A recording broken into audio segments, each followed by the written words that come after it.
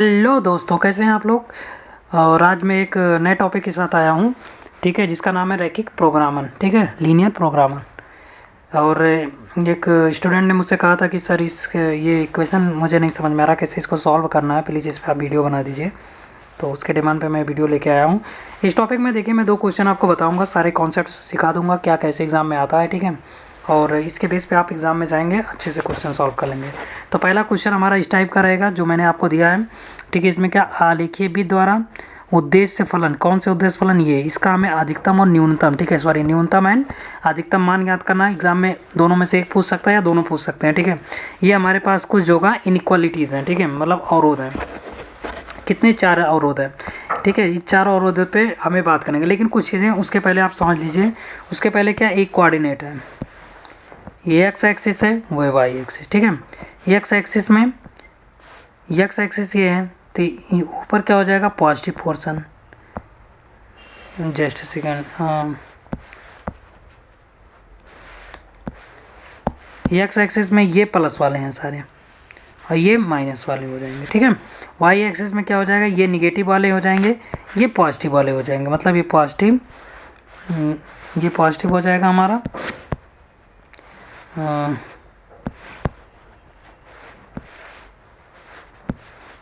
ये पॉजिटिव हो जाएगा और ये निगेटिव हो जाएगा। ठीक है, सिमिलरली इधर ये निगेटिव हो जाएगा और ये पॉजिटिव हो जाएगा। मीन्स ये जान लीजिए कि पहले कोऑर्डिनेट में X axis Y axis positive होते हैं, यानी एक्स कामा वाई। ठीक है, दूसरे कोऑर्डिनेट में क्या होता है, माइनस एक्स कामा वाई होता है। तीसरे कोऑर्डिनेट में माइनस एक्स और माइनस वाई होते हैं, और चौथे कोऑर्डिनेट में एक्स माइनस वाई होता है। ठीक है, अब एक चीज़ याद रखिएगा, जैसे पीछे इनइक्वालिटी, इस पे फोकस करिए। यक्स क्या greater than or equal to zero, Y greater than or equal to zero.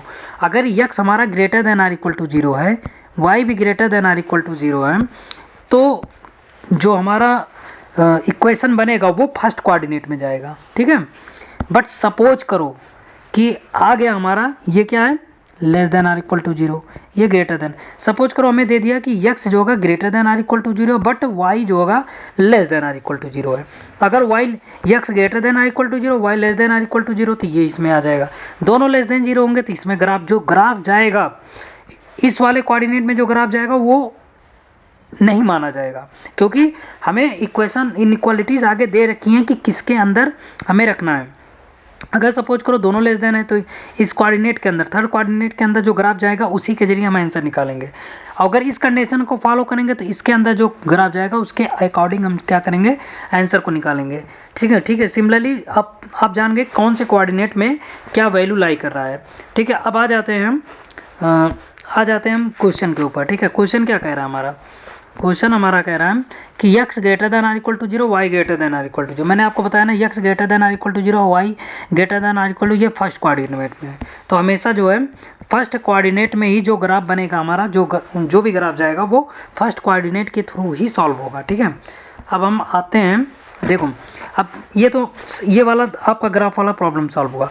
अभी क्या, ये 3 इक्वालिटी बची है। 3 इक्वालिटी को हम कैसे सॉल्व करेंगे, पहले इसको इक्वेशन फॉर्मेट में लिखेंगे, यानी x plus 3y equal to 60 पहला, दूसरा x plus Y equal to 10 और तीसरा x इक्वल टू वाई। ठीक है, 3 हो जाएंगे। अब इसका ग्राफ कैसे जाएगा, अगर हमने इसका ग्राफ, आपको पता ही है कि ये ग्राफ जो है जाएगा x इक्वल टू वाई इस तरीके से। ठीक है, ये क्या हो जाएगा, x इक्वल टू वाई हो जाएगा। ठीक है, और ये x greater than I equal to zero और ये y greater than I equal to zero, किधर, इस साइड में, याद रखिएगा ये इस साइड में। ठीक, समझ में आया कि नहीं, ये आपका एक हो गया। बैक आ जाइए, ये इस इक्वेशन को हमने सॉल्व कर लिया, इन दोनों इक्वेशन को हमने सॉल्व कर लिया। अब इस पे आ जाते हैं, इसमें क्या करेंगे, इसमें हम एक बार x बराबर जीरो रखेंगे। जब x बराबर हमने जीरो रख दिया तो y की वैल्यू कितनी आ जाएगी, जीरो।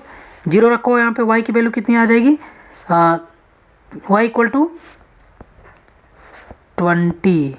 ठीक है, एक बार जब हमने इसको जीरो रखा तो कितना आ गया, 20। सिमिलरली जब हम y इक्वल टू जीरो रख देंगे तब क्या हो जाएगा, अब y इक्वल टू जब जीरो रखेंगे तो x 60 कामा जीरो।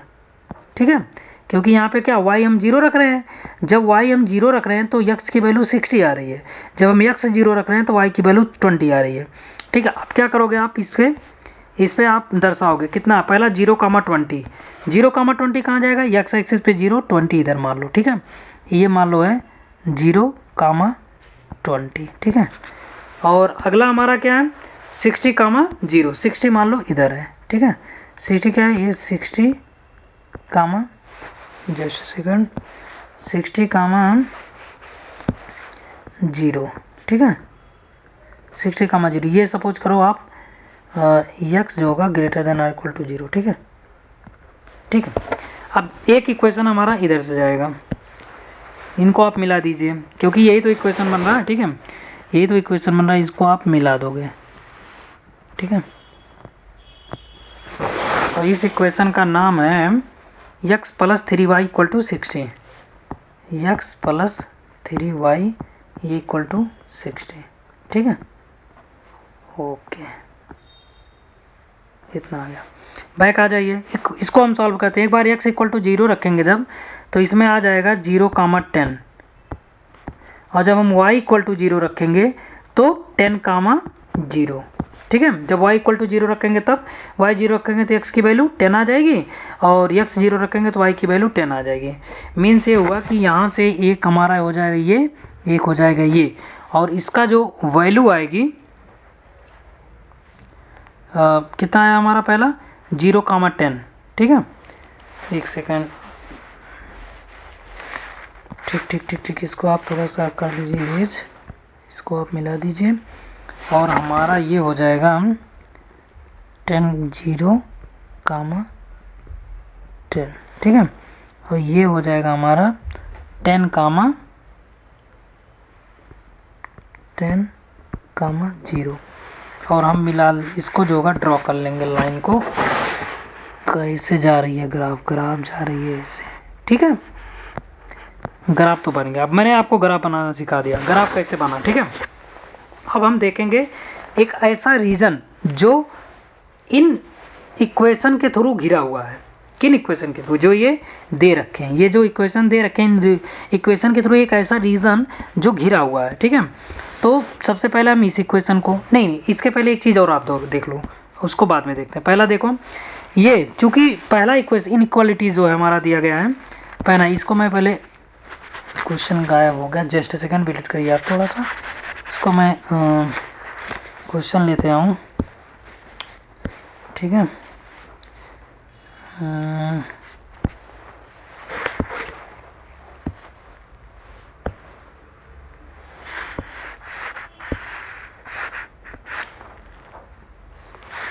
ठीक है। अब यहाँ पे देखिए आप, ये जो ये है पोर्शन, ये इस इक्वेशन को देखिए, ये क्या है, x plus 3y less than or equal to 60। इसका मतलब अगर x बराबर 0 रखेंगे और y बराबर इसमें 0 रखेंगे तो 0 less than or equal to 60 आ जाएगा, ठीक है, ठीक। अब मैंने यहाँ बोला less than or equal to, और की बात की जा रही है, और मतलब या तो ये या तो ये, दोनों में से कोई एक कंडीशन सेटिस्फाइड करे, ठीक है। तो यहाँ पे 0 जो होगा लेस देन सेटिस्फाइड कर रहा है, इसका मतलब ये जो होगा ये मूल बिंदु को सेटिस्फाइड करेगा। मूल बिंदु आप समझ रहे होंगे ना, इस चीज़ को मैंने इसकी जब वैल्यू रखी तो देखा इक्वेशन को सेटिस्फाइड कर रहा है। अगर इक्वेशन को सेटिस्फाइड कर रहा है तो इसका मतलब ये ग्राफ मूल बिंदु की ओर होगा, ठीक है, ये आपको समझ में आएगा। और यहाँ पे मैंने आपको बताया था ये एबव होगा, ठीक है। अब बचा कितना, कौन सा, इस इक्वेशन, ये तो आप समझ रहे हो, ये तो दोनों तरफ जाएगा, इधर भी जाएगा इधर भी जाएगा, ठीक है, जैसे रहेगा। खैर इसकी अभी बात छोड़ते हैं, आगे हम बढ़ते हैं।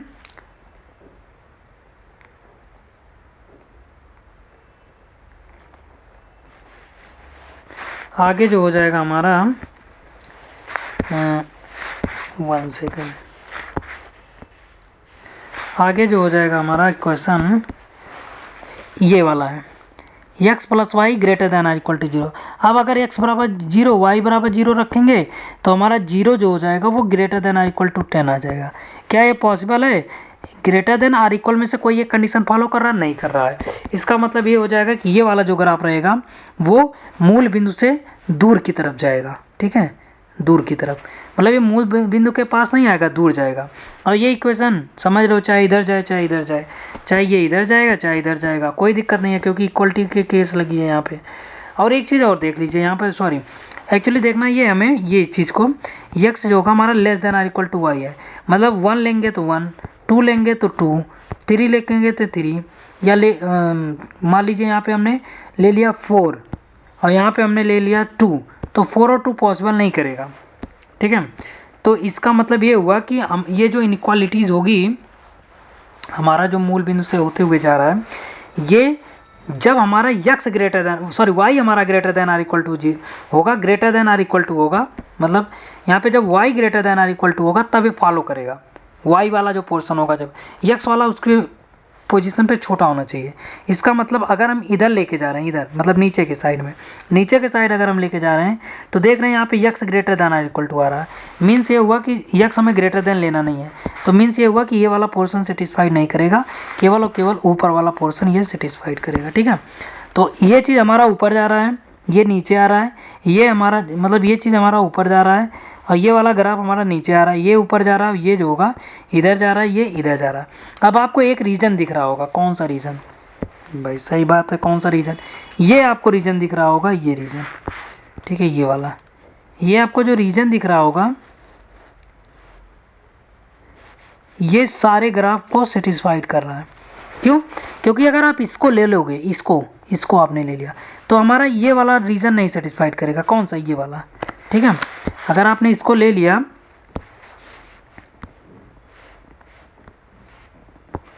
तो ये वाला हमारा सेटिस्फाइड नहीं करेगा, तो इसका मतलब यही एक रीजन है जो, अब इस पॉइंट को निकालिए आप, जो ये पॉइंट है रीजन के, जितने भी रीजन्स के पॉइंट है, इसको आप इक्वेशन को सॉल्व करके निकालोगे, ठीक है। तो एक पॉइंट तो हमको मिल गया है, ठीक है, सपोज करो ये है, ठीक है, एक पॉइंट हमको मिल गया है, सपोज करो ये है, ओके, ये है, अब ये बी है, ये सी है और ये डी है, तो डी वाला भी हमको मिल गया है, ए वाला भी हमको मिला, हमें बी निकालना है, बी पे कौन सा इक्वेशन जा रहा है, x इक्वल टू वाई, और एक इक्वेशन पहला वाला जा रहा है। तो पहला हमारा इक्वेशन कितना था, पहला इक्वेशन था x plus 3y equal to 60, ठीक है, तो x plus 3y equal to 60, और x अगला इक्वेशन क्या है, x बराबर y, जब इसको पहला और दूसरा जब इनको हम सॉल्व करेंगे तो क्या हो जाएगा, 4x इक्वल टू 60 आ जाएगा, नहीं x इक्वल टू 4 1 के 4 और 4 5 20 15, x बराबर 15 तो y बराबर 15 आ जाएगा, ठीक है। तो इसका मतलब ये हमारा जो हो जाएगा, ये 15 और कामा 15 ये हमारा हो जाएगा। सी वाला जब हम सॉल्व करते हैं, सी वाले में x बराबर y है, x बराबर y है, ठीक है, सी वाले में x बराबर y है, और प्लस अगला इक्वेशन उसके पीछे वाला इक्वेशन कितना है, x plus Y equal to 10 के है, ठीक है। तो इसमें आ जाएगा हमारा x plus Y equal to 10, ठीक है, अगला x इक्वल टू वाई, इनको सॉल्व जब करेंगे तो एक x इक्वल टू 5 हो जाएगा, एक y इक्वल टू 5, इसका मतलब पॉइंट कितना आएगा, 5 बैक आ जाते हैं, ठीक है। तो इसका मतलब ये हमारा आ जाएगा 5, ठीक है। अब हमारे पास कितने 4 कोऑर्डिनेट मिल गए हैं जो रीजन को, एक ए मिल गया, एक बी मिल गया, एक सी मिल गया, एक डी मिल गया, ए का पोर्शन, बी का पोर्शन, सी का पोर्शन, डी का पोर्शन, देख लेते हैं कितना है। ए में हमारा 0 20 है और बी में हमारा 15 15 है, ठीक है, 0 20 15 15, ठीक है। अगला क्या हो जाएगा, 15 5 5 और 0 10, ठीक है, 5 5 और 0 10, ठीक है, ये तो आ जाएगा हमारा कंडीशन। लेकिन ये क्वेश्चंस में अब आ जाते हैं हम, क्वेश्चन में क्या कहा हमें, मैक्सिमम और मिनिमम निकालना, वो भी इस जेड का, तो जेड बराबर 3x प्लस 9y है, ठीक है।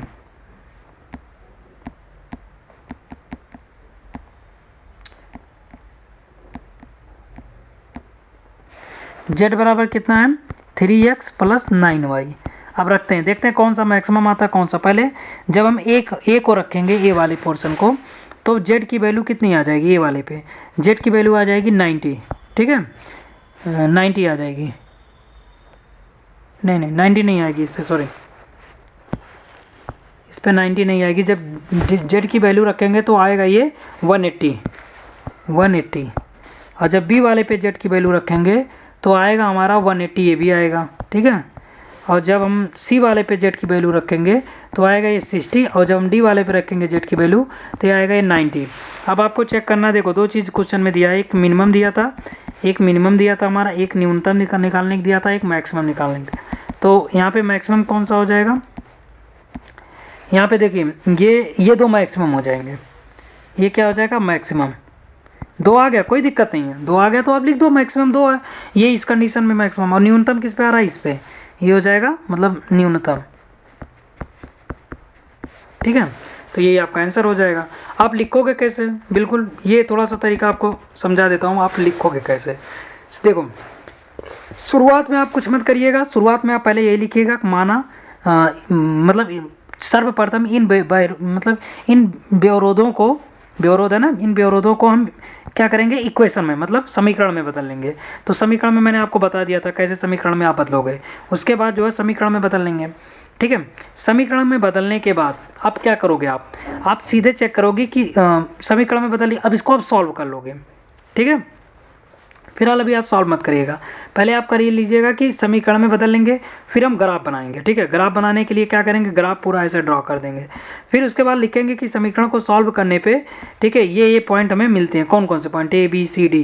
ठीक है, ये पॉइंट हमें मिलते हैं, और प्लस ये भी बता देना कि चूंकि x ग्रेटर देन और इक्वल टू y इतना, तो ये पहले कोऑर्डिनेट को सेटिस्फाइड करते हैं, इसलिए हमारा जो रीजन होगा, ये रीजन जो बाउंडेड रीजन होगा, जो घिरा हुआ रीजन होगा, वो हमारा हो जाएगा A B C और D हो जाएगा। ठीक है, तो A B C D का पॉइंट निकाल लेंगे, पॉइंट को जो Z वाला वैल्यू है जो हमारा फलन है उसमें x y के स्थान पे मतलब रख देंगे, क्योंकि ये यहाँ पे क्या है, यहाँ पे ये x है, ये y है, तो x के स्थान पे x, y के स्थान पे y रख के सॉल्व कर देंगे, जो मैक्सिमम आएगा मैक्सिमम, जो मिनिमम आएगा मिनिमम, इस प्रकार से हम इक्वेशन को सॉल्व कर लेंगे। ठीक है, उम्मीद करता हूँ कि ये आपको अच्छे से समझ में आ गया होगा, मैंने जो ग्राफ समझा दिया है कैसे है। ठीक है, और बस, और ये इक्वेशन मैंने आपको बना के दे दिया। ठीक है, अब मैं कल जो होगा इसका अलग लेवल जो होगा, इससे अपर वाला लेवल, उस क्वेश्चन को मैं आपको सॉल्व करके दिखाऊंगा कि कैसे उसमें, चूंकि ये यहाँ पे हमें क्या किया गया है, इसमें इक्वेशन जो है बाबू बना के दे दिया गया है। ठीक है, अब वो इक्वेशन जब बना के दे दिया गया है तो उसको आप सॉल्व कर रहे हो, लेकिन ऐसे भी क्वेश्चन आएंगे जब आपको इक्वेशन बनाना पड़ेगा, ये इनक्वालिटी बनानी पड़ेगी। ठीक है, ये जेड बनाना पड़ेगा, तो वो कल मैं आपको सिखाऊंगा।